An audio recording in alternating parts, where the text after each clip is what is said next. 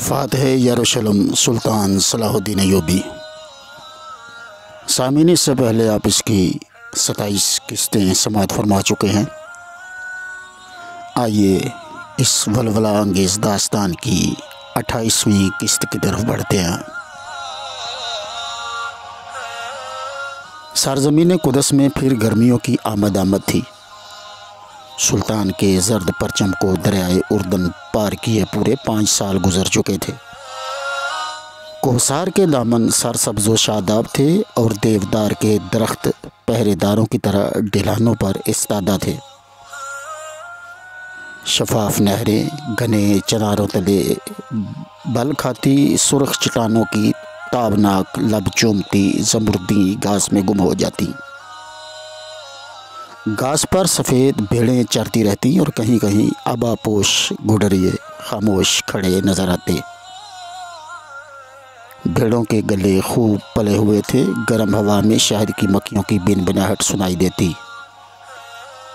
اس پرامن ماحول میں سپاہیوں کی تیز نقل و حرکت عجیب معلوم ہوتی۔ وہ نہایت مستعدی سے پہرے پر متعین تھے۔ وہ بھاری زیرہ بختر میں ملبوس جنگی تیاریوں میں مصروف تھے۔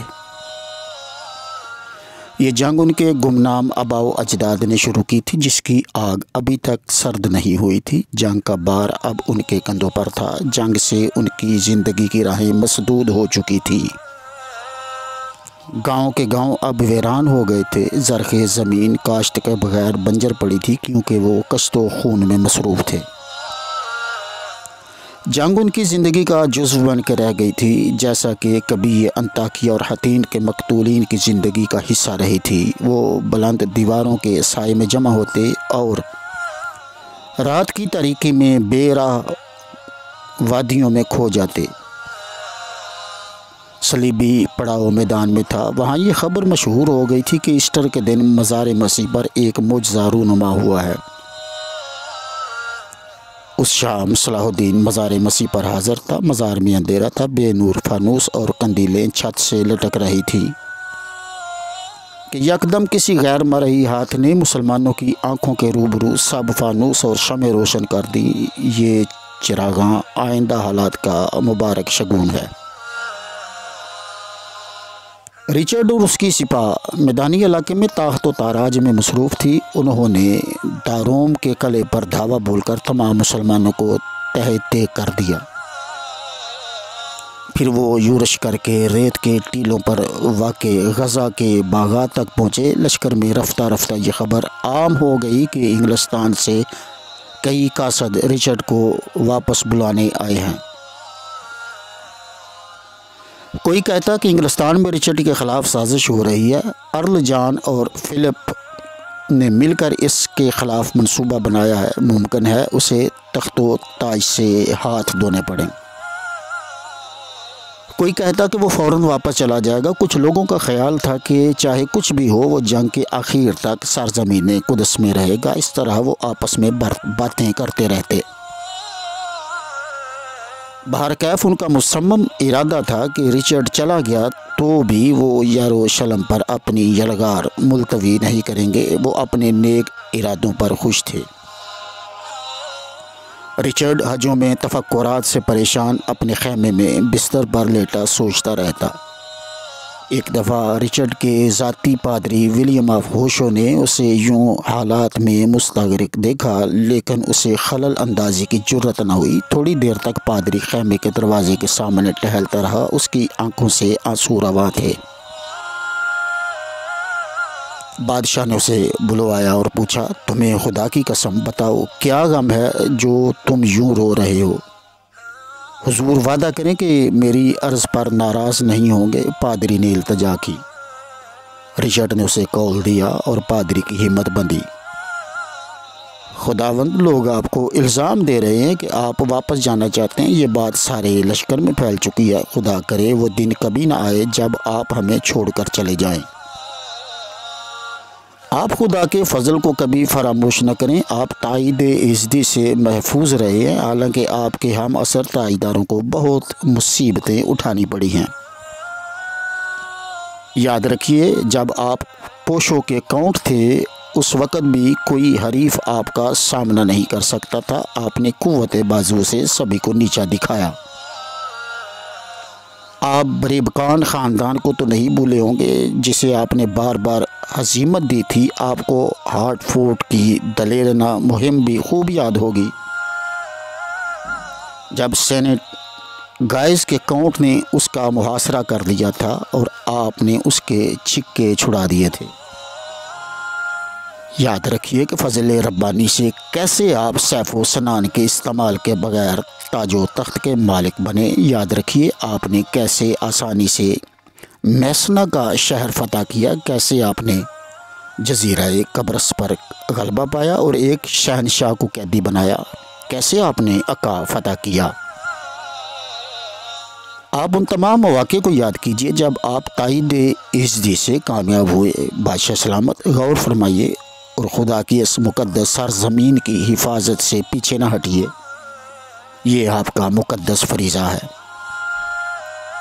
آپ کے احباب بھی کہتے ہیں کہ اگر آپ نے اس سرزمین کو یوں بے یار و مددگار چھوڑ دیا تو دشمن اسے روند ڈالے گا اور یہ بڑی غداری ہوگی۔ خیمے پر سکوت طاری ہو گیا، خدام کو لب کشائی کی جرت نہ ہوئی اور بادشاہ بدستور خاموش تھا۔ اس کے سرخ بال پریشان تھے، وہ اپنی ٹھوڑی کو ہتھیلی پر جمائے گہری سوچ میں ڈوبا ہوا تھا۔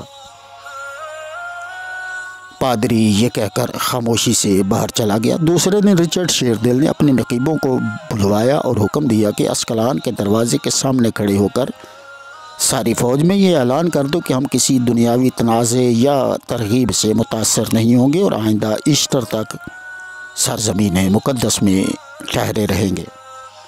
اس لیے سب لوگوں کو یروشلم کی طرف اقدام کے لیے کمر بستہ ہو جانا چاہیے۔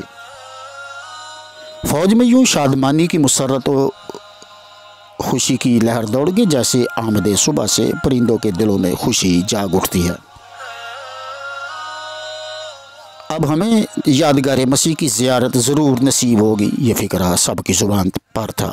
امیروں نے اپنے ساز و سامان درست کیے اور عام لوگوں نے مہینہ بھر کے لیے سامان رسد کا اہتمام کیا۔ عیسائی فوجوں کی ایک طویل قطار حرکت میں آ گئی۔ گرد و غبار کے بود اور ڈھالیں چمکتی نظر آئیں۔ مرصع ڈالوں پر شیر اور پردار اژدہا بنے ہوئے تھے۔ فوج تل صافیہ اور نائٹون کے ٹورون کے خرابات سے تیزی سے گزرتی ہوئی دامن کو کی طرف بڑھی اور بیت النبیل کے جھونپڑوں تک جا پہنچی۔ اس مقام پر فرانسیسی بھی ان سے آ ملے۔ یہاں سے سڑک ایک گہری گھاٹی سے بل کھاتی ہوئی یروشلم کی طرف جاتی تھی۔ عیسائی فوج کو مجبوراً یہاں رکنا پڑا کیونکہ مسلمان سوار ان کے گشتی دستوں پر چھاپے مارنے اور سامان رسد کے قافلوں پر حملے کرنے لگے۔ اس لیے فرانسیسیوں اور ارل آف لیسٹر کو دشمن کے رسالے کی مزاحمت کا کام سونپا گیا اور باقی ماندہ فوج آلات محاصرہ کے لیے شہ تیر اور لکڑی کا سامان تیار کرنے لگی۔ لیکن رچرڈ کی توجہ دوسری طرف لگ گئی۔ ایک دن 3 آدمی ترکوں کا لباس پہنے اس کے خیمے میں آئے۔ ان کا مولد شام تھا اور وہ مسلمانوں کی زبان بلا تکلف بولتے تھے۔ وہ رچرڈ کے مخبر تھے اور مصر سے مفید معلومات لائے تھے۔ ان کی زبانی رچرڈ کو معلوم ہوا کہ قاہرہ سے موسم گرما کا پہلا کارواں مشرق کی جانب عازم سفر ہو چکا ہے۔ انہوں نے خود اس کاروان کو دیکھا تھا۔ لدے ہوئے اونٹ ایک دوسرے کی ناک اور دم سے بندھے ہوئے ایک لامتناہی قطار کی صورت میں چلے آتے ہیں۔ سامان سے لدے ہوئے گدھوں کی علیحدہ قطار ہے۔ کاروان کے ساتھ مسلح گھوڑے دوڑاتے چلے آ رہے ہیں۔ اس کے علاوہ کئی خاندان اپنے مال و متاع، کنیزوں اور غلاموں سمیت اس کاروان کے ساتھ ہیں۔ یہ طویل کاروان جفر کے ریتلے ٹیلوں میں پیچ و خم کھاتا ہوا اسکلان کے گرد چکر کاٹ کر آہستہ آہستہ بحیرہ مردار کی طرف جا رہا ہے۔ اب غالباً وہ کوہ ہیبرون کی چٹیل پہاڑیوں سے گزر رہے ہوں گے۔ یہ سن کر رچرڈ فوراً تیار ہو گیا۔ اس نے 1000 منتخب سوار اور 1000 مسلح سپاہی ساتھ لیے اور اسی شام اپنے گھوڑے فاضل پر سوار ہو کر جنوب کا رخ کیا۔ پہاڑیوں کی شاہ فصیل سے 14ویں کا چاند طلوع ہوا، لیکن وہ چٹانوں کے تاریک سایوں کی اوٹ میں چلتے گئے۔ ان کے سامنے چاندنی میں دمکتا ہوا ریگزار تھا۔ پہاڑیوں کے ابرو پر ایستادہ پہرے کی چوکیاں دور سے نظر آئیں۔ اس اخفاء کے باوجود مسلمانوں کو ان کی نقل و حرکت کا پتہ چل گیا۔ قاصد تیز رفتار گھوڑے دوڑاتے سلطان کی خدمت میں حاضر ہوئے۔ سلطان نے ایک دستے کو حکم دیا کہ فوراً اہل قافلہ کو خطرے سے خبردار کر دو اور ان سے کہو کہ وہ شاہراہ کو چھوڑ کر کھلے صحرا کا رخ کریں۔ مسلمان سوار تیزی سے عیسائی دستوں سے آگے نکل گئے۔ انہیں راستے میں کہیں بھی دشمن کا سراغ نہ ملا۔ جو دن کو کہیں کھنڈروں میں چھپ رہے وہ بحفاظت کاروان تک پہنچے۔ انہیں کہیں خطرے کے آثار دکھائی نہ دیے، اس لیے اہل قافلہ شاداب نخلستانوں اور کنواں والی شاہراہ کو ترک کرنے پر آمادہ نہ ہوئے۔